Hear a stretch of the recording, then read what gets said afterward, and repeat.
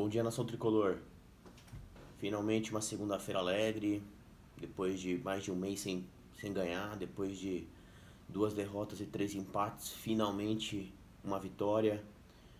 O jogo ontem contra o Bragantino surpreendeu um pouco para mim, pela postura do primeiro tempo, conseguiu transformar a boa apresentação até a expulsão do Carneiro contra o RB Brasil num bom futebol e quase gol ontem no primeiro tempo. Para mim foi o melhor primeiro tempo do São Paulo no ano. Gostei da escalação, um time leve, um time com pegada e comprometido, o time do primeiro tempo, com Volpe, Arboleda, Anderson Martins e Bruno Alves. Eles revezavam a posição, mesmo em três zagueiros, para saber quem ia dar o bote, quem se desgastava um pouco mais e quem ficava na sobra, isso era ótimo. Com o Luan, que jogou muito ontem como primeiro volante, então eles faziam uma linha de 3-1 para proteger o miolo da zaga e abria dos lados tanto Anthony como Elinho, que vinha por dentro às vezes pegar a bola, tinha o Hernanes que ia e voltava da marcação, junto com o Pablo lá no ataque, que inclusive às vezes voltava para dar um descanso para o Hernanes. Então o time do primeiro tempo de ontem muito comprometido, muito veloz na recomposição, chutou mais bolas no gol do que em muitos jogos que o São Paulo jogou, inclusive contra o Tadieres, e com bolas tramadas, com enfiada de bola do Anthony pro Igor Vinícius na direita, enfiada de bola do Elinho pro Léo na esquerda. Para mim foi o melhor desempenho do ano. Claro, existem alguns ajustes. A gente começa a perceber por que muitas vezes o Reinaldo joga e não joga o Léo. O Léo, às vezes, ontem para mim não foi não eficaz no ataque nem na defesa, mas apesar de não ter comprometido. O Igor Vinícius foi bem, aparentemente está amadurecendo cada vez mais na equipe. O Anthony, cada vez mais é difícil pensar em tirar o Anthony do time. Ele joga por dentro como armador, joga como ponta driblador, cruza bem, se posiciona bem, muito criativo o Anthony. Se nós conseguirmos recuperar o Hernanes fisicamente, deixar ele pronto para a sequência do campeonato, pode ser uma boa dupla de armação. Podemos ter uma boa surpresa. E aí, o primeiro tempo para mim foi muito bom. Apesar de não ter saído o gol, o Pablo perdeu uns dois gols de cabeça. Na hora do último passe, tava pecando algumas coisinhas ali, ou num cruzamento, ou numa tabela. O Hernanes claramente ainda tá fora de forma e não conseguia acompanhar o ritmo dos moleques, e aí faltava um pouquinho de entrosamento com eles. Mas pra mim foi o melhor primeiro tempo do ano, com passe, ultrapassagens e comprometimento de todos com a marcação, com a recomposição. Isso me deixou muito feliz. Mesmo que seja com o Bragantino, claro, a gente vai ter que evoluir o time e ver o que acontece no mata-mata, até porque eu acredito que o São Paulo vai classificar e não vai ficar de fora.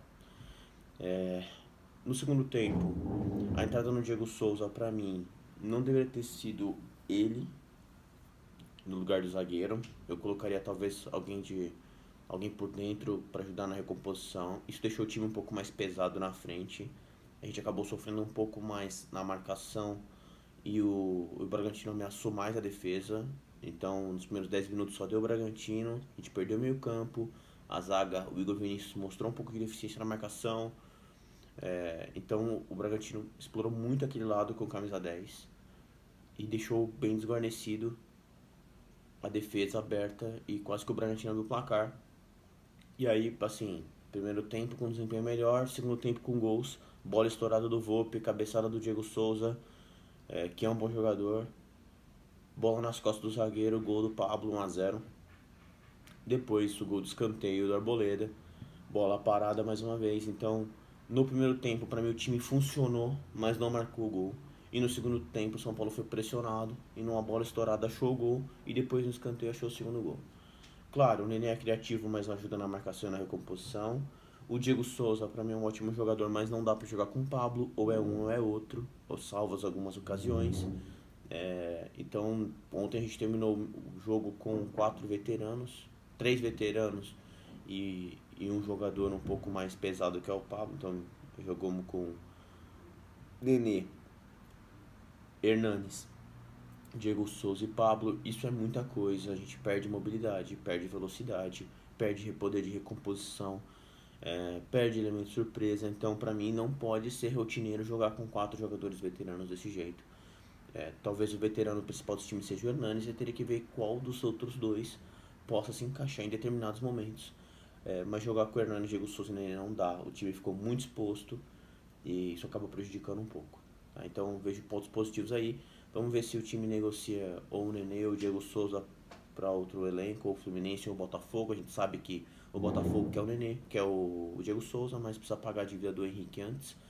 E sabemos que o Nenê pode ir pro Fluminense. Se a decisão fosse minha, eu disponibilizava o Nenê pro Fluminense.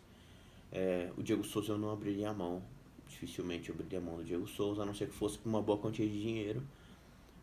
Porque aí eu colocaria o Brenner como reserva do Pablo e abrir espaço aí no elenco para mais algum jovem. Mas hoje não dá para ficar só com o Pablo de centroavante, então eu não abriria a mão do Diego Souza. Tá bom, galera? Gostei do primeiro tempo, não gostei do segundo, apesar de foi o momento que saíram os gols. Mas estamos confiantes, estou confiante, vamos ganhar da Ferroviária no Pacaembu. Aliás, uma pena e triste aí o que aconteceu no Morumbi com o alagamento. E aqui uma crítica ao presidente Leco. Presidente, tem que tomar alguma atitude. Tem que falar com a prefeitura, tem que pressionar o partido dono do executivo da cidade de São Paulo, tem que falar com o governador, ele tem que resolver esse problema, presidente. Tem que deixar de ser omisso, Leco. Vamos deixar de ser omisso. Vamos deixar de ser omisso. Vamos lá, vamos bater de frente com a prefeitura, vamos ameaçar a prefeitura e vamos negociar. É assim que se faz política também.